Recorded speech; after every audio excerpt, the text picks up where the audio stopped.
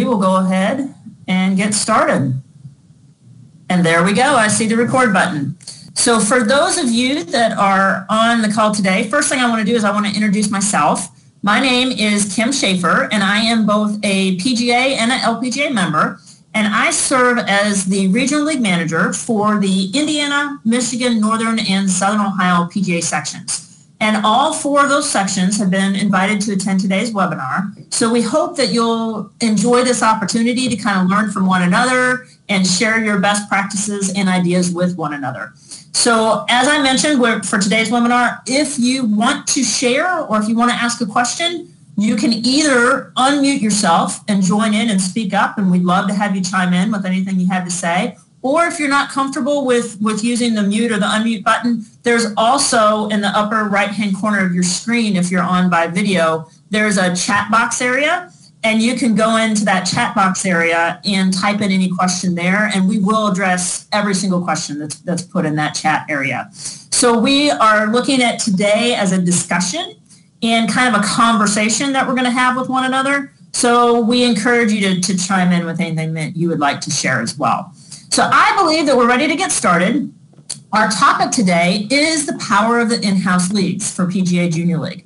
I am super happy to have two professionals with us today that have a lot of experience and success with operating their own in-house leagues at their facilities. So we have Crystal Morris from the Legends Golf Club in Indiana, and we have Meg Stem from Glenmore Country Club in the Northern Ohio section. And one of the great things about PGA Junior League is that the program works well really at all facilities, so both public and private, and you're going to see that today as we talk with these two captains in their respective programs.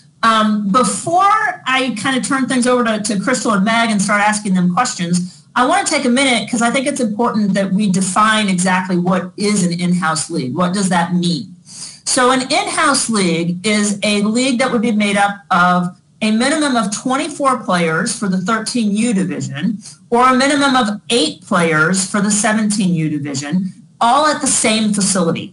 So if you have at least 24 players for your 13 division or at least 8 players for your 17 division, then you could take those players, separate them onto different respective teams, and then those teams would compete against each other at your facility. So all practices and all games would be held in-house at your facility, and you would not be placed into a multi-league or a multi-facility league where you would be required to travel to other facilities to go play games. So everything stays right at your facility. Now, even before COVID hit, we were seeing a large increase in the number of captains that were choosing to host their own in-house leagues. And prior to COVID, the number one reason for that was they were just experiencing a huge growth in their programs. So they might have had like maybe 1 or 2 teams before, and all of a sudden they were getting so many kids that they were having 4 to 6 teams, and that can be quite a daunting task to think about scheduling away games for that many teams. So instead, they decided, hey, you know what, we're going to go ahead and host our own in-house leagues and have our 4 to 6 teams, and we're going to have them all come together at the same time on game days so that way it is less time consuming for that particular professional to actually run the program if they're hosting it all at their facility on the same days rather than trying to travel on different days with different teams to different golf courses for travel in a travel league.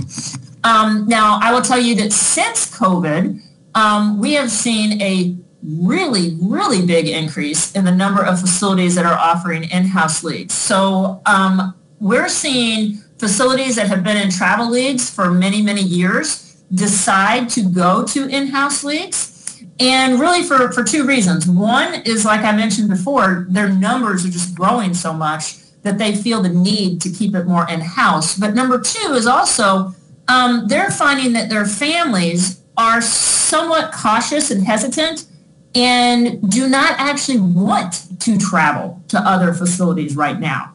And it sounds like some of their families have built up a very strong level of trust with their host professional, and they know that their host professional is going to provide kind of a healthy and responsible environment for their practices and their games. and they're maybe concerned about traveling to other facilities and if those same levels of cautiousness would be at those facilities as well. So they feel more comfortable right now just staying at home with their host professional at their home golf course. So those are some of the reasons that we're seeing such a huge increase in the number of in-house leagues. And it's one of the reasons we wanted to host today's call, so you can learn about an in-house league and kind of discover if maybe that's the right avenue or the right path for you at your facility. So we're going to take a minute here and learn from Crystal and Meg and figure out, for each of them, kind of what made their decision to form their own in-house leagues, and kind of, how did they decide to get those in-house leagues, and what kind of growth have they experienced? So Crystal, I'm going to start off with you. Why don't you just tell us briefly kind of about the growth of your program at the Legends and kind of how you decided to start your own in-house league? Yeah, definitely. So basically, I started like my first year as a PGA Junior League captain. I believe it was like in 2000, maybe I'm going to say 17. I was jumping in, trying to grow the junior program here. Started with 12 kids. Travel team, 12 kids. We traveled around to the different courses here in the area, had a great time. But I was really, my goal was to really grow this junior program here at the course. And so I believe it was the following year, I kind of just took a leap. I'm like, okay, I know the potential's out there to have all these, to have enough kids to host our in-house league. I was kind of, just took a leap. I didn't know if enough kids were going to sign up, but I was kind of sure they would if I offered it. So long story short, I said, okay, we're going to have our own in-house league. And, I was hesitant too in the back of my mind. I felt like parents may be a little hesitant because they enjoyed their kids going to other courses to travel, or, to travel and see the other courses. So I was a little hesitant about that fact. A couple of things, but I just kept, I said, okay, I'm just going to take the leap and do it. I did it, and it's really, it's the best thing that I could have done for our facility and for me as a PGA Junior League coach, and to really grow what I feel like PGA Junior League, really by having our own in-house league, has become the cornerstone for our junior programs, for all of our junior programs here. So basically, when I started offering it, I think we had 70, I think I had, upwards of 75 kids that first year, and it just took off. It was word of mouth. Friends signed up together. It was a fantastic experience. And I will say with that, obviously for me as a coach, I was like, oh, wow. And we'll get into this, I'm sure, a little later, Kim, but it's like, oh, wow, now that I have all these kids, how do I manage them all? So there was obviously that kind of fear in me as a coach, but we'll kind of get into that. But yeah, so the in-house program, I will say once I offered it, and due to the fact I am the head professional here at the Legends, and I give private lessons, and I have a lot going on. I have 2 young kids, so I got a lot going on. I wanted to make Junior League, it had to fit into my schedule so that I knew that I could run a quality program. And that's basically, I know Kim and I have had a lot of conversations. It's like, well, do I have to offer, a practice and a match a week? Or can I just make it a 1 day a week commitment? And so basically, my in-house league has given me the flexibility to say, okay, this is our schedule.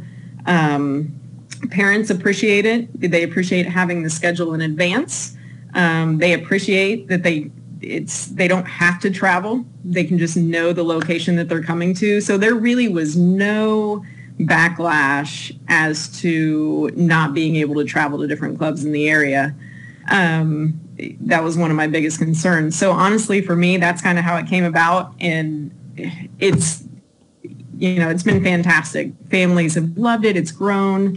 And we'll kind of get in, I know, to how I'm running it. I feel like I run it a little different every year just because I want to see what works the best. So I'll kind of give you my best practices on that a little bit later. But again, kind of the lack of travel for the kids was one of my biggest concerns. And, just kind of the scheduling, like how is this going to fit into my schedule if I have all these kids? So, but once I did it, I loved it. I wouldn't go back. But that was kind of my, I guess, path into having our own in-house league.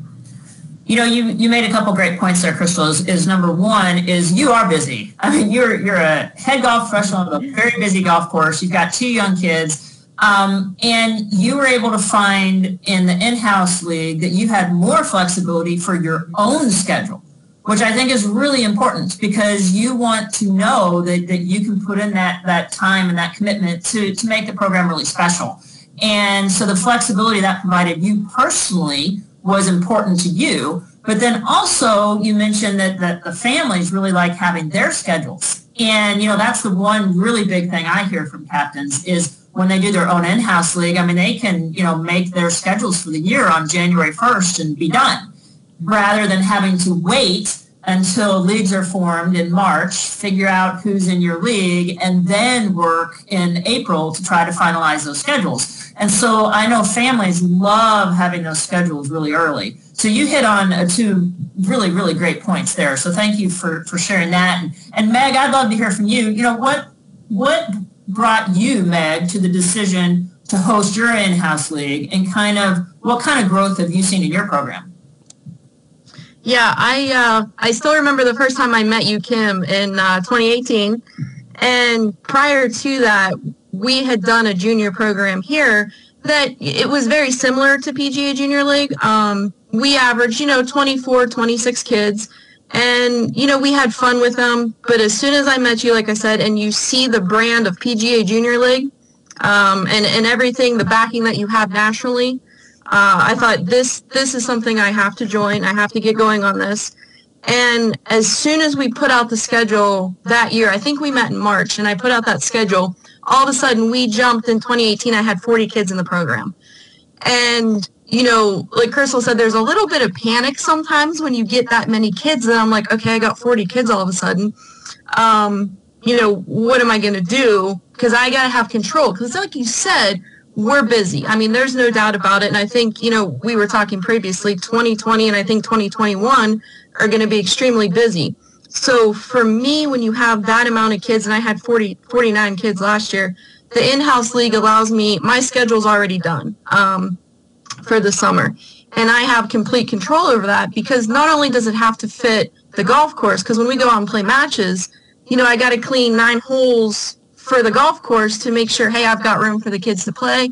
Hey, I got to have the driving range this morning. So, there's a lot of planning. And when there's that much planning, like Crystal said, it's got to fit into our schedule as well because we're busy. And to have the in-house league where my schedule's done, the parents know, hey, Thursday mornings we're at junior golf. All those things kind of come together that I don't know that I could travel outside of it now. I'm so used to being in-house and having so much fun with the kids. Yeah, that's awesome. I know you have grown a lot with your program since you started doing PGA Junior League. Meg, what do you think your families like most about doing the in-house league? You kind of touched on what you like about it. What do you think they like most about having an in-house league? Again, I think the biggest thing is the schedule. I know registration opened February 1st, and I have not officially sent out my schedule. I was waiting on a couple of things that, that happens here at the club. But I think the schedule is the biggest thing, and also knowing that when I give them the schedule, it really isn't going to change. That Thursday morning, here's the schedule, here's what's going to happen, because they start planning already. Like I said earlier, the February 1st registration opens. I've got parents emailing me and texting me going, hey, you got the schedule ready? And I go, it's February 4th. It's got 8 inches of snow outside and it's 20 degrees. And you're asking me about when we're starting in June, which is absolutely fantastic because they're already starting to think about golf. And the one parent that texted me this weekend was, hey, we're watching golf on TV with the kids. The kids want to know, when are we starting? And so I think that schedule is huge. The other part that I think that for the parents is that they know ahead of time, hey, I can come out and watch the kids. I can go out, watch their match, and then what it turns into is they go down the range with the kids afterwards. They hit balls. Next thing I know, they're sneaking off to number 1, and I'm going, go ahead, go play, don't worry about it. So it kind of, I wouldn't say all of them take the day off on Thursday, but they take a long morning from work because it turns into a family thing on Thursday morning when they know it's junior golf day. I get to sneak away from the office, watch my kids play, and then I'm going to sneak out and play a couple holes with them. So I love that. That's fantastic. And you're right. I would say the number one thing is the schedule. Everybody loves having those schedules kind of set in stone. And I've had several of my in-house league captains tell me that they have much better turnout and attendance. The percentage of people coming is much higher once they went to in-house leagues versus when they were in travel leagues, because those dates were set in stone and they were never changing or evolving. And so people were actually creating their summer vacation schedules and things around the PGA Junior League schedule because they didn't want to miss. So I do think the schedule is a big part of that. Crystal, I would love to chat with you for a minute. I know at your facility, you have a really big, what you refer to as kind of your Pee-wee division, and you're seeing a huge growth in basically like ages 4 to 7 years old in your PGA Junior League program. Kind of let everybody here know what you do with those young kids, how you create their games and their practice schedules. And I know they don't play a full 9 holes. You have them play shorter amounts. Just kind of share how you structure that.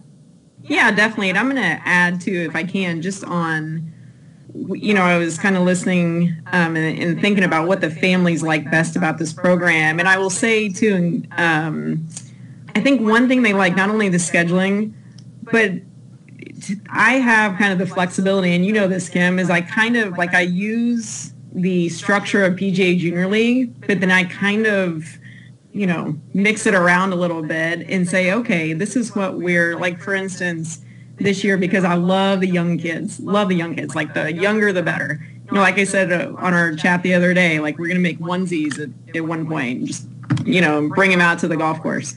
So the younger the better, but I feel like as a pro, being able to create a program that has some flexibility. So like for my younger kids, and especially this year, like say the 7, 8-year-olds, like the parents, I kind of, if they have no experience, like I let the parents kind of be involved with them, like out on the golf course. So like if they need like a caddy that day, I'm saying, yeah, you can help your kids with club selection and do this. Just, try not to instruct them out on the golf course, but you can definitely help. And I feel like having that flexibility with the in-house league was something that I didn't notice in the travel league. Whereas I felt like the travel team was a little, it just had a more kind of, I guess, serious or competitive feel to it, which is not a bad thing at all. But I feel like with our in-house league, it has attracted a lot more beginning, more of like this is me, I kind of create more of like a rec league feel, meaning like, hey, yeah, you can be competitive. I'll offer opportunity for like the really competitive golfer, but like treat this as a rec league. Like you can learn, you can develop, you can experience golf. So I feel like that vibe, like parents really like that.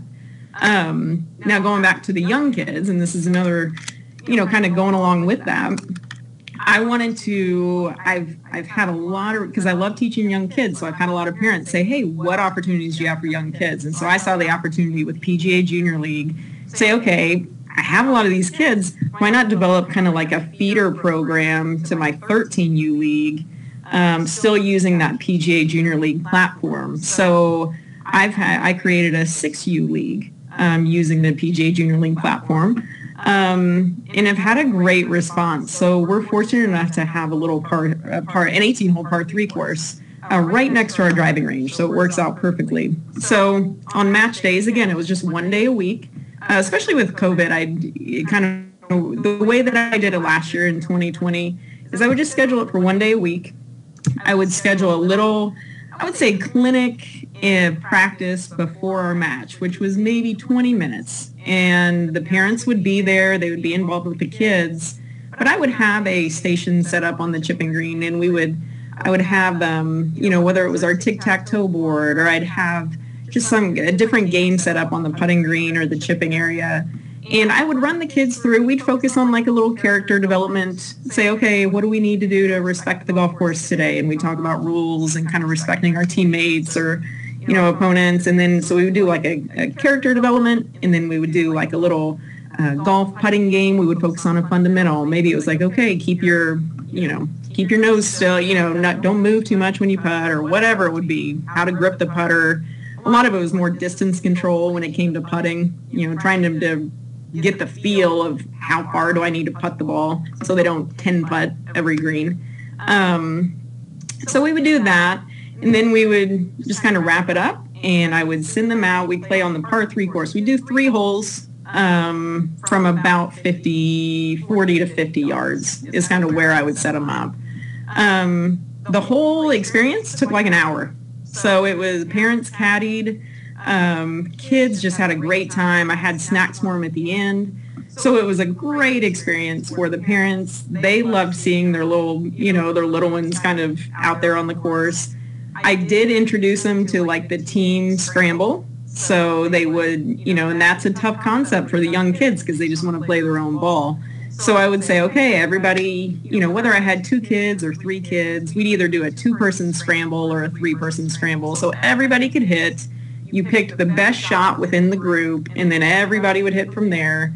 And again, if they weren't on the green, I think you said if they weren't on the green in maybe 4 shots, I put a little cone on the green, and I said, okay, parents, if they're not on the green in 4, go up and just set their ball at the cone so that they can at least get the opportunity to, putt the ball in the hole. So it was a fantastic experience. And so going off that, even in the fall league, I hosted, I had I think 7 or 8, I think was the age group, 7 and under, I believe. And that was my biggest age group in my fall league. I had 15 to 16 kids every week from ages 4 to 7. And it was my biggest age group of all of them. And I just saw that as a great opportunity because now that they're old enough, they're either going to be going in my 6U league again, or they're going to be signing up for, or just a regular junior league. So I feel like it was a great feeder program. It was a great feeder program to the league. Crystal, so one of the things that because I work with you a lot, we have a lot of conversations, and one of the things that I admire most about you as a golf professional is I think you have this uncanny ability every single year to sit back, totally evaluate your entire program, look at the needs that your consumers have, and then kind of reevaluate, recalibrate, and many times you come up with something entirely new for the next year that meets those needs. And to me, this entire Pee Wee division that you're doing came out of that. Is you're like, okay, I've got this 13U division, and here's all these kids, but look at all their siblings that are over here doing nothing. They're just kind of on the spectator, cart path over here. And then you took that and found a way to incorporate all of those young kids into your junior league program. And, what a great, I love how you say, hey, they come out, we'll do like a 20-minute little clinic. They'll go play, like 3 holes from 25 yards, and they're done in an hour. Mm-hmm. I mean, that's their perfect amount of attention span, and that's getting them involved, and they get the jerseys, so they feel like they're a part of a team. I just really admire how you look at your program, and I feel like every single winter you come up with a way to elevate and take it to the next level, and I think the Pee Wee is a great example of that. So thank you so much for sharing that. One thing I'd like to ask you too, before I go back to Meg, is so clearly with that, your program is growing really, really rapidly. You're getting a lot of kids.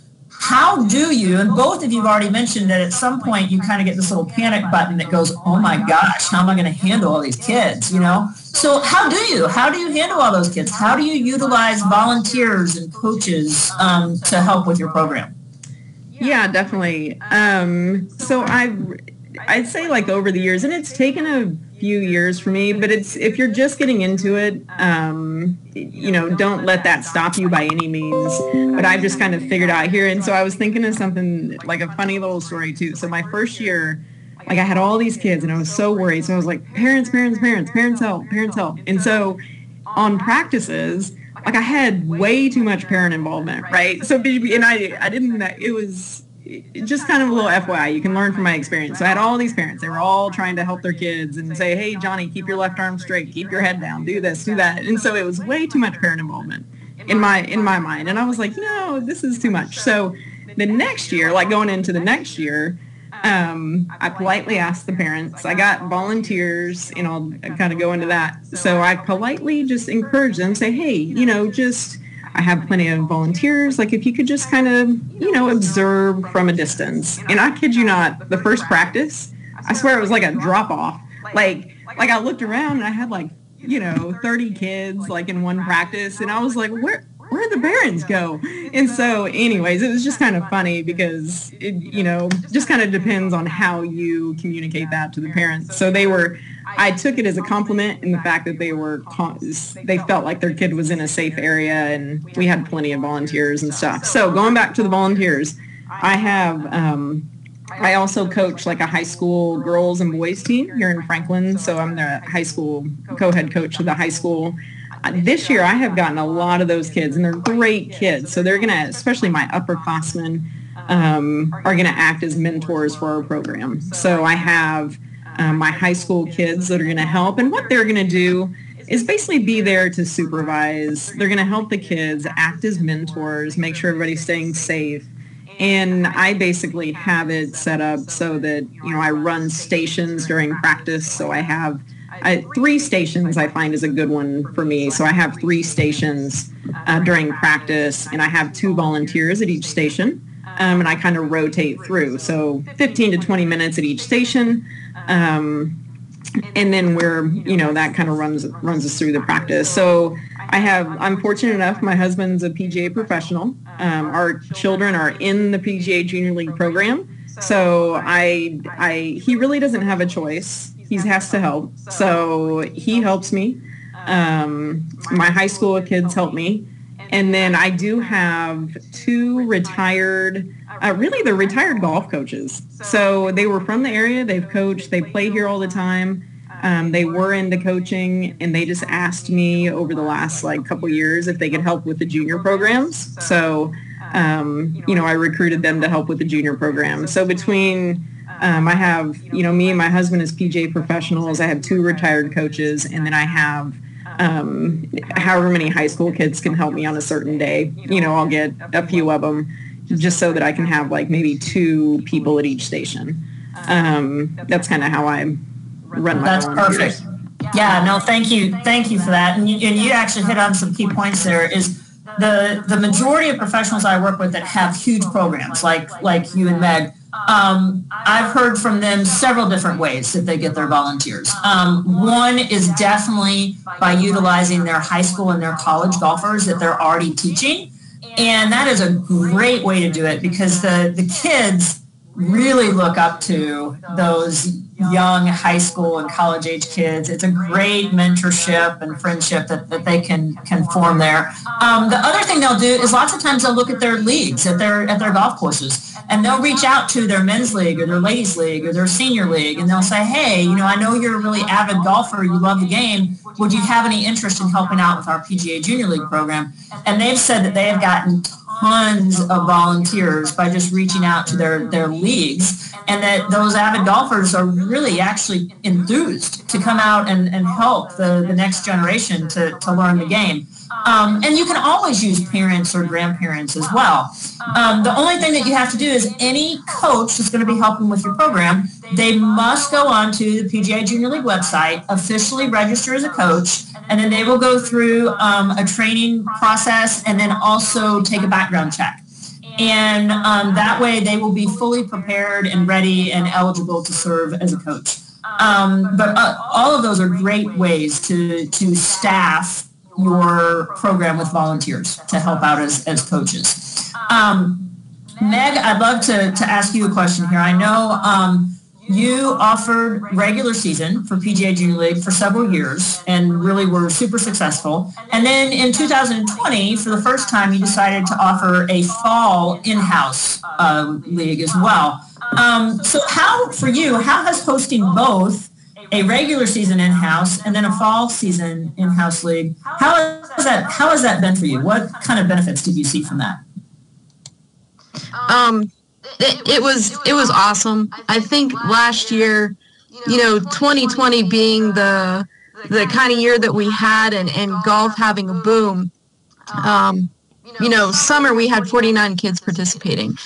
And we had so much fun during that summer program. I mean, you'd listen to the kids and it was fun. Even at times you go, I let them run around because it was just like a sense of freedom to let them go play and have fun, and the parents enjoy themselves. And all of a sudden you started seeing that the parents, like I said before, were getting more involved. They were playing more golf with the kids because it was something that we could do. Because a lot of sports were put on hold last summer. There wasn't soccer, there wasn't basketball, there wasn't preseason football. So golf kind of gave that avenue to go, you know what, this is something we can do as a family. It doesn't matter your skill level, whether it was dad, mom, the siblings, because most PGA programs, you have multiple kids in the program. The siblings are part of it. And so, watching it all summer, I'm going, we've got so much excitement going. Why wouldn't I continue this? And the one mistake I did make, and it goes back to that scheduling, is that I kind of made the choice late in the season to do this fall league.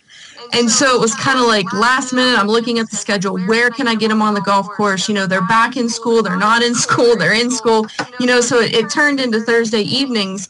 And I kind of kicked myself for not making the choice earlier, because a lot of the parents came back and go, we can't do that evening, or, so I ended up having 17 kids, which I was thrilled with, being the first time. And, we just continued to play golf. And it was also, we had a fantastic summer and fall as far as weather goes. But it just continued, the kids and the families playing golf clear through October. And already this year, I've already made the decision that we're doing fall. Again, I'm working on the schedule now because the parents, they want to know when's it going to happen. So, I've got parents, as I'm sitting here listening to Crystal talk, my phone is going off with text messages from parents going, you going to send out the schedule? I'm like, I'm getting there. But the fall, it just allowed for such an opportunity to keep growing the game of golf and to continue playing the sport that, golf became a family game, that in the evenings, that when we weren't playing, they were out playing golf in the evenings. Like the parents would show up, you'd have 2 or 3 siblings. We're trying to get 5 golf bags on a golf cart and squeeze them all into a golf cart. And I'm like, please just be careful. Somebody walk. But that's what it turned into. And I think that the way golf is going from 2020, we had this boom. I think 2021 could be even bigger. And that's why I know that fall league is going to be really, really important. That's awesome. To your point about, you feel like you wish you'd planned ahead and started a little bit earlier, and clearly you're on it for this year. So I have no doubt you'll have even more this year. We had one story in Michigan this year where we had a pro who during the regular season, he had 36 kids in his program during the regular season. And then the fall season started to come around, and he'd never, ever done a fall program before. And he said, I'm just starting to get all these people calling me and asking me and all this. He goes, I'm going to do it. And so he did it, ended up with 84 kids in his fall program and had 36 in the regular season, So there's definitely a demand for the fall. And so, I just wanted to share that story because you never know when's going to be, the right time to do it. And Crystal said one thing earlier. She said, sometimes you just got to jump in, and I feel like that's kind of a leap of faith for some people with the fall. And he did it, and look at what happened, So I think the fall in-house leagues is a great option. And the other thing that you mentioned and was all the families that are coming out and are kind of getting more involved on the golf course. And we've done several different webinars for the sections on PGA Family Cup. And I'm not going to go into great detail because we've done full webinars on it. But for any of you that missed our PGA Family Cup webinars, please reach out and contact either myself or your section staff directly, and we will go into more depth with you on this new opportunity for this year. But PGA Family Cup basically gets the whole family on the golf course together in a very friendly, recreational, fun atmosphere similar to PGA Junior League. So feel free to reach out to us if you're interested in PGA Family Cup for this year. Meg, for you, I know on the Captain Resource Center on the website, we have so many wonderful resources on there for our captains. And one of those resources you took advantage of this year, and that was the PGA Junior League, the revenue tracker that is on there. And you went in and you filled out this revenue tracker, which I'll let you kind of speak to it, but I believe it's pretty easy to fill out. It basically walks you through, hey, for game days, what do you think that your income might be for, food and beverage, for spectator cart fees, for this, did you gain any new memberships at your club from PGA Junior League? Just there's a lot of different revenue opportunities, and the revenue tracker just easily walks you through those opportunities. And then once you take the 10, 15 minutes to fill it out, then you'll basically have your own report that will show you the true value that PGA Junior League has had at your facility for that year. And so you took advantage of this resource, went through, filled it out, and at the end of the day, you had basically right almost on the number of $50,000 of incremental revenue coming to your facility from your PGA Junior League programs. I mean, that's a huge number. Maybe talk a little bit about kind of what you see not only as the true financial benefits of the program, but also kind of the intangible benefits from the program. Like, are you seeing an increased sense of loyalty from your families that are involved with PGA Junior League? Things like that. Yeah, so when it started, again, we were delayed a little bit in trying to get everything ready for 2020, but it came down to my membership director was calling me constantly. She goes, I've got families calling me wanting to know about your junior program. And I said, just give me their phone number. Let me talk to them. Well, we ended up having like 3 or 4 families. I don't have the numbers in front of me, but I think 3 or 4 families joined as full golf members to the club just for the junior league. And I'm like, well, that's kind of cool. I'm like, I'm now pulling in, not so much mom and dad, but I'm talking now to the kids, and the kids are going, yeah, what do you do? Because they'd take a tour, I'd meet them outside, and I'm like, this is absolutely fantastic. All of a sudden, the parents are going, kids, do you like the club? Do you like the golf? And that's how we started to do it. Then about halfway through the summer, I had another 4 or 5 families that were social members that all of a sudden upgraded to golf. And because now they wanted to be on the golf course with their kids, because the kids are, kind of nagging. Not that kids ever nag you, but going, hey, mom, dad, we got to get on the golf course. I got to practice. I putted terrible the other day on number 2. We got to go out and practice on number 2. And so those parents started upgrading. Well, all of a sudden you start to see the dues revenue coming in. But when they kids want to be on the golf course, especially the little ones, it's hard for them to have the attention span to stand on a driving range. So the little ones, we really encourage, like, go out, take them out, let them play, let them have fun, let them hit the ball around. And so all of a sudden they're coming out more. Well, your cart revenue starts to go up.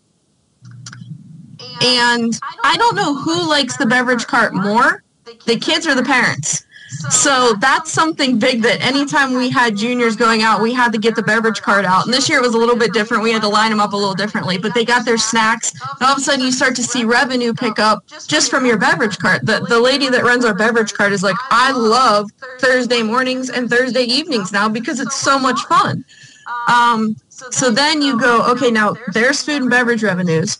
Then you start to look at our patio.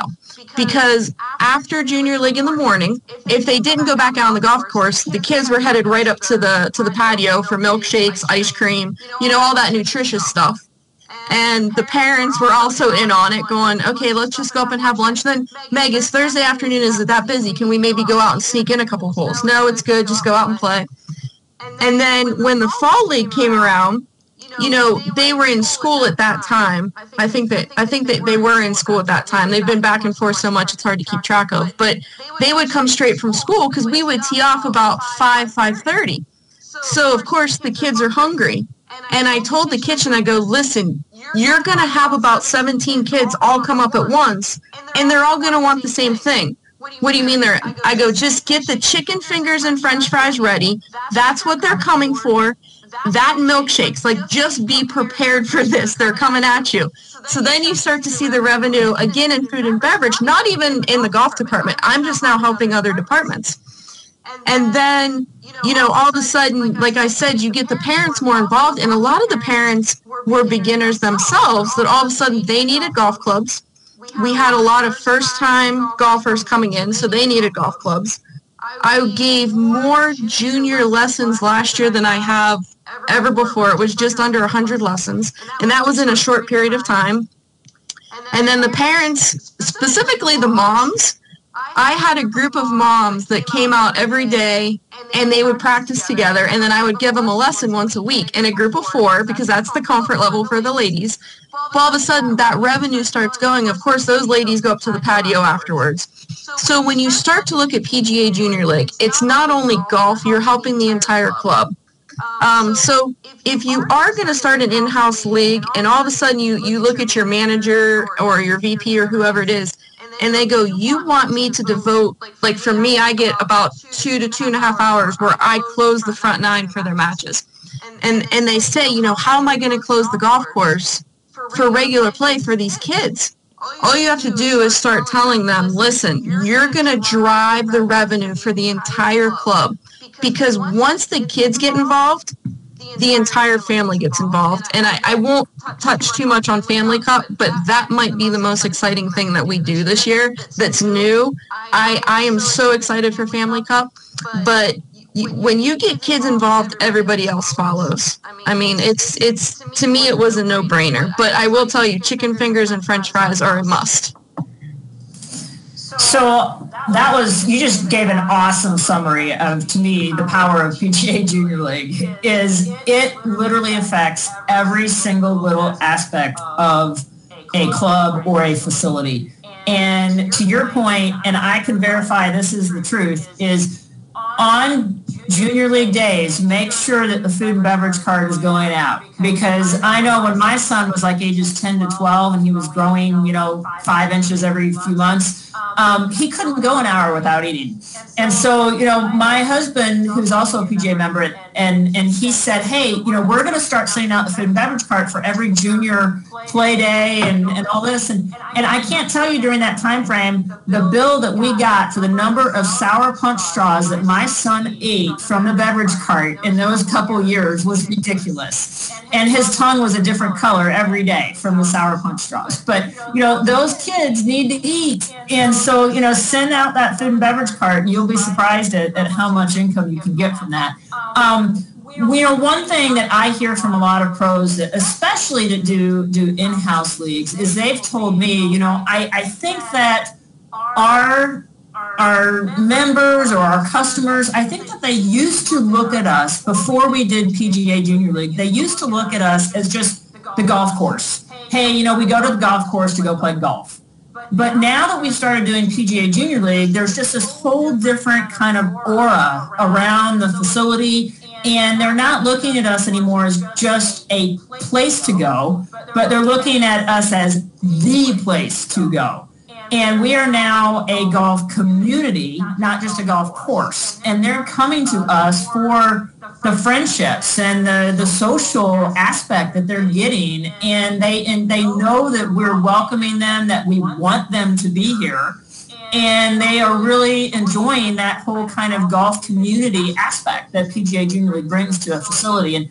And listening to the two of you, it sounds like that's exactly what's happening at your facilities as well. Crystal, I would love to hear from you. I know you have literally had so much growth in your program. What has been the best way for you to kind of market your program and market kind of your in-house league and to recruit new players? How do you go about that?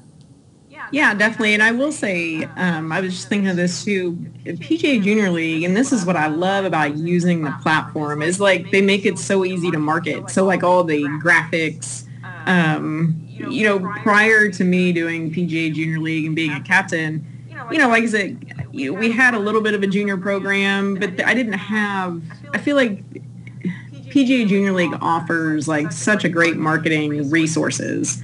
It makes it so easy. So I use social media, really social media, email, and word of mouth. So Social media, I have, unfortunately, being the head pro here at the Legends, I do a lot of communications with, we're a public golf course, semi-private, but I mean, daily fee golf is kind of our, that's our bread and butter. So we have a really large database that I communicate with via email. I'll send out a weekly newsletter and include junior, I have kind of like a little junior section. So in the off season, I'll write like little junior tips. And kind of this time of year, I start advertising for our junior program. So that email to the database just goes out to a large number of people. I also have my own personal email that I'll communicate a little bit more personally with those who maybe have signed up or that I have known for a number of years. So email is a big one. And then again, social media. In social media, I'll use that all throughout the year. Now it's, just kind of gets people's attention. So it kind of gets them, I'll post pictures of us throughout the year, and I'll do it on our club website or on our club Facebook page, and I'll do it on my personal Facebook or Instagram. I'm not a big Twitter person, but I probably need to hop on that a little bit more. But like Facebook and Instagram, I'll use quite a bit just to get people, in the loop, and honestly, just word of mouth. I mean, that's kind of in this area that I'm at specifically. I mean, there's other golf courses around. We have maybe 2 other private clubs that have their own kind of smaller in-house league, but you have to be members there. Any other public facility in the area really isn't they don't have anybody really running their junior program. So this is kind of the hot spot. So it's just really word of mouth. I get a lot of people doing that as well. So, and then I just kind of I be sure to build my email database. So collecting emails for me is a big one. Just kind of like making sure they are on my contact list. Well, that's perfect. And you did mention too, which I think is great, is they do have a lot of marketing toolkits for you for PGA Junior League. So again, going to the Captain Resource Center on the website, there's a wonderful marketing toolkit there that basically gives you a to-do list. Hey, here, and here are some great ideas for how to recruit new players. Now, Crystal, I know for you have a huge age range for your program. I mean, we're going from 4 years old all the way on up.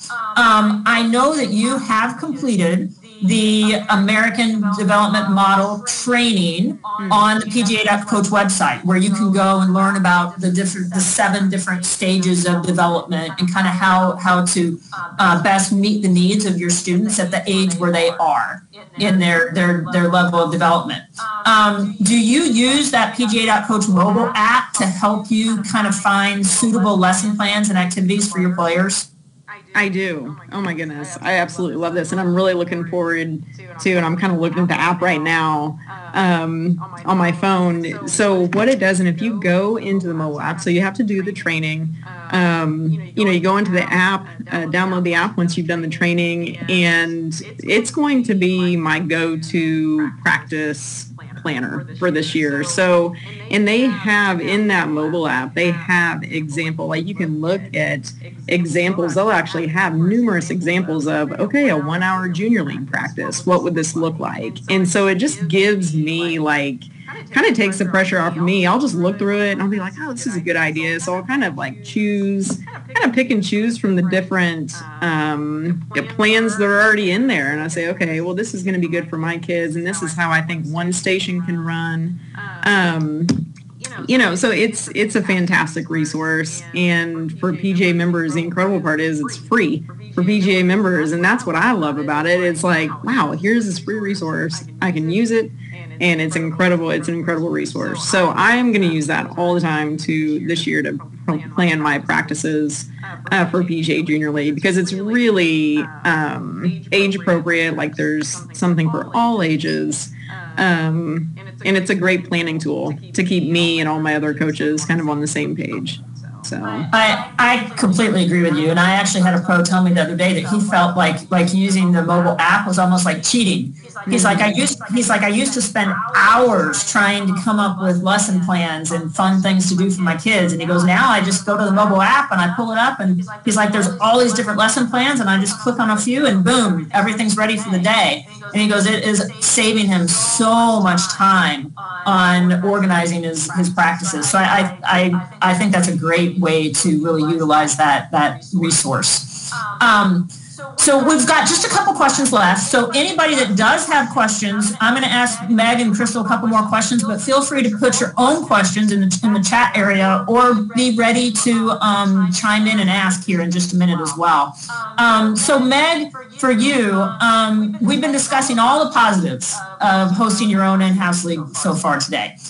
Do you think there are any negatives? Like, for example, do they ever complain about not traveling to other courses, or has everything just been positive for your experience? I really tried to think about this question. And honestly, I couldn't come up with any negatives. We've always been an in-house league, so my parents and myself included, we don't really know any other way. We don't know about traveling to other clubs and different things like that, but I think that the one thing with the power of the in-house is that they know they're coming to their facility every time. And I think when you talk to parents, like I know one of my neighbors, and she's actually on my PGA Junior League team, she plays hockey. And the traveling that they do in hockey is just absolutely insane. I mean, every weekend they're in Michigan. They've gone to, well, they haven't gone to New York because it's on a restricted state right now. But the traveling that they do, I can't get over it. But I mean, I remember that as a kid, traveling to play different games. That I think that the big positive is for the parents knowing that they're coming for us at a private facility. They're coming to their club and supporting our club, like you said, a community. All the support has kind of stayed right here. So I really can't come up with a negative. There might be one out there, but I really couldn't think of one, to be honest. That is perfectly fine. I think, from my perspective, Meg, the only one honest to goodness, the only one I've ever heard is some people that have been in travel leagues have told me that when they transfer over to in-house leagues, that they might have a few families that miss the travel. And so what we've started doing is, for those facilities that are moving to in-house leagues, is they'll run their own in-house league, but then we will work with them and kind of form, for lack of a better word, kind of a fun scrimmage or an exhibition game or two. And so then that way they can take some of their players that do want to travel and maybe go play just a fun scrimmage game against some other facilities in the area. And, that is a great way to still have your own in-house league, still have control over your whole schedule, still allow all of that growth. But then also, for the few families that do want to travel, it's just put together one or two just kind of fun, let's go over here and play kind of games. And so we're kind of helping those facilities coordinate those games so that way those families can find some joy in that travel as well. Crystal, I've got one kind of last question here for you. And that is, if there are any captains that are like on the fence about whether or not they should start their own in-house league, what would you say to them? Yeah, definitely. I mean, and trust me, I was in that position, so it can be kind of daunting and overwhelming. But I would just say, if you offer it, and this is what I've noticed with a lot of junior programs, parents, if you offer it, it's going to be successful. So you've got to offer these families and these kids an opportunity. If you don't, then you just don't know what you're missing out on. So just offer the opportunity, give them the opportunity. And then, the biggest thing, we've talked about this, Kim, it's the biggest thing, communication is key. And I was kind of going off your last question, is a lot of it for me in this area, and I get a lot of the beginner parents, or maybe parents that I don't know, if their kids are new to golf, their expectations, you have to tell them about what to expect with the program. Meaning, I've had a number of parents, maybe for the first few years, it's like, okay, they expect their child to come into my program, and then all of a sudden, become this like Tiger Woods golfer. And so I've had to really communicate those expectations to say, yes, your child is going to get introduced to the fundamentals of golf. They are not going to get one-on-one private instruction, during these practices. So I think communicating that ahead of time is going to eliminate a lot of, maybe any negative thing. That's maybe the only negative thing I've ever had, like out of the program, is like the parents expected more instruction. And so being able to communicate, hey, listen, it's group, it's group focus. Everything that we're doing is promoting positive fundamentals, etiquette, and things in golf. So that's a big one, communication. And then just preparation. So preparing appropriately for the practices and for the matches. And so it takes I'm not going to lie, it takes time. So it's got each week, especially match weeks. I do the pairings and I make sure everybody's RSVP'd so I know who's coming and I communicate the pairings out.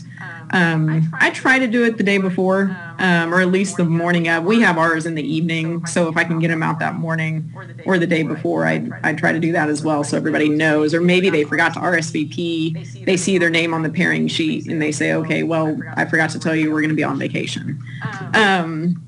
So those are the big things. And I don't know if we have time, Kim, but I wouldn't mind sharing, or people can reach out to me as well. Just kind of, I feel like there's a couple things that I've done to kind of, with the format and with a couple other things that really help pace of play, because pace of play is kind of a big issue nowadays, and you don't want it to take 3 hours, for them to have to play 9 holes. So one thing that I did, and especially I found with Fall League, and I love Fall League. I would recommend anybody to do Fall League. I absolutely love it. But with the lack of daylight, so we have to do it after school, and there's not very much daylight. So I literally had kids like finishing in the dark. Like I had to like turn the lights on in the cart to go finish it. Hold on one second. No, I don't. So one thing that I've found is that I had to limit my Fall League to 6 holes. So I had to do like a 6-hole match, even like a 5-hole match, to just for like daylight-ish purposes. And I noticed too, and here's kind of another thing that I've noticed through the years, is that sometimes kids just want to play their own golf ball. So sometimes they don't want to do, or sometimes they just want something different than the scramble. And so what I've done with the Fall League is that I actually did give them the opportunity to play their own golf ball, like on occasion. So we may say, okay, everybody gets to play their own ball and stay. Maybe the following week we would do a team scramble, something like that. So to have that kind of, I guess, flexibility as a coach is kind of nice, and it really helped with pace of play. Another thing that I did with pace of play in the summer league is we would do the team scramble, but I would do it more like an aggregate team scramble. So for instance, I would send 2 kids out to play, or I would send a team of, so maybe I had my flop shots team. So I would have like maybe all my flop shots, I'd divide them up into a 2-some or a 3-some. And send them out to play and have them play a team aggregate scramble, not a match play scramble. So if that kind of makes sense, and it really helped with the pace of play.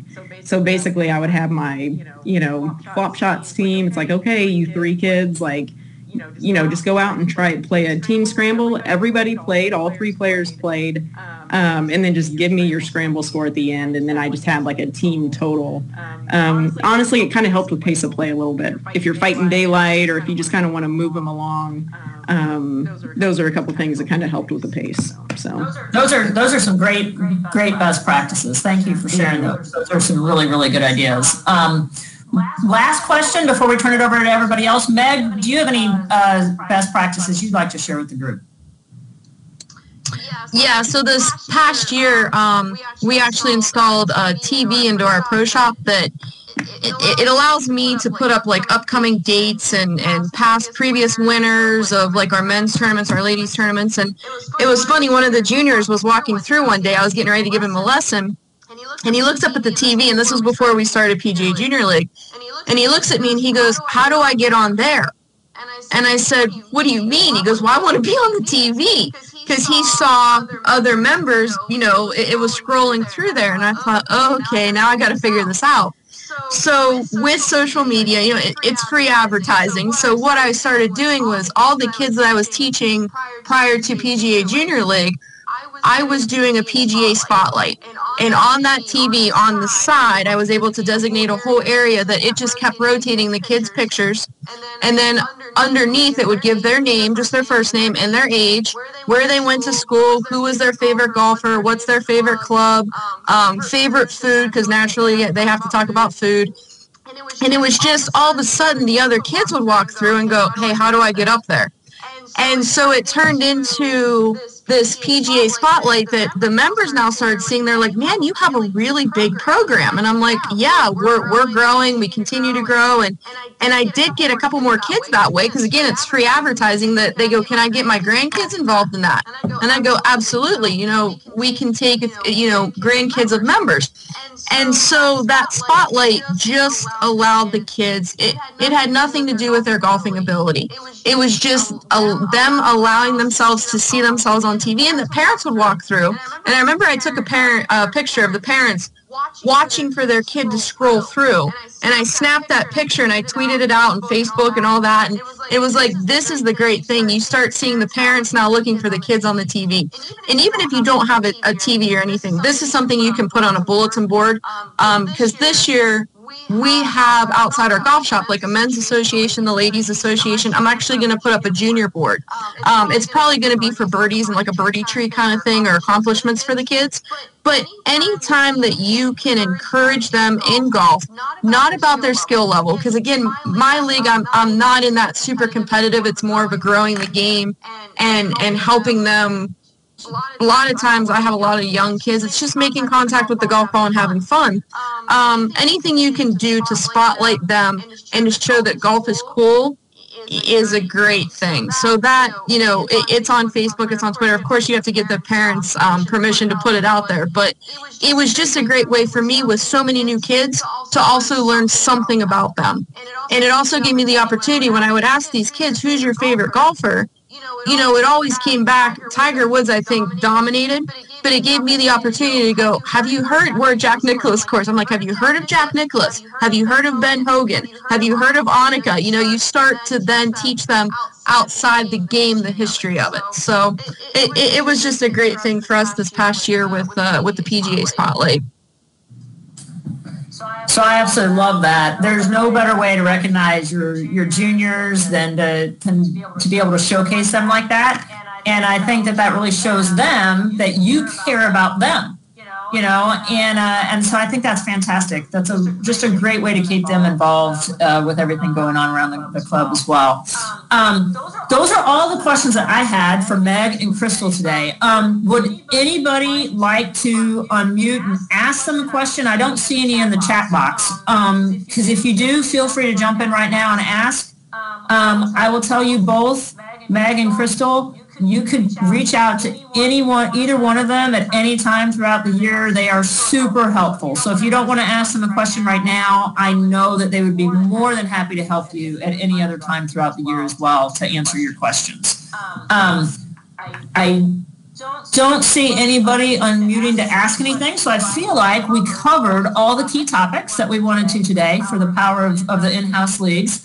I encourage you to reach out to either myself or Crystal or Meg or any of your section staff if you have any questions about in-house leagues, PGA Junior League in general, or the new opportunity with PGA Family Cup, which we kind of alluded to a little bit today as well. So I speak on behalf of all four sections when I say thank you to both Crystal and Meg for taking the time to share with us today. And we're really grateful for your expertise, and I know that we all learned quite a bit from you today as well. So thank you both, and thank you for all of you that joined the call today. We hope that you got a lot out of today's webinar.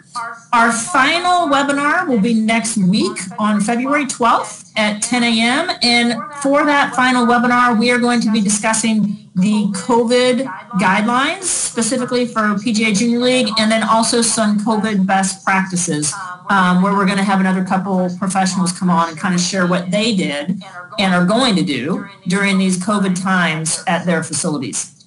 So we hope you'll be able to join us next week, and we thank you and hope everyone has a great rest of your day. Be sure to take care. Thanks. Thanks, Kim. Thank you, Kim. You are welcome. Thank you all.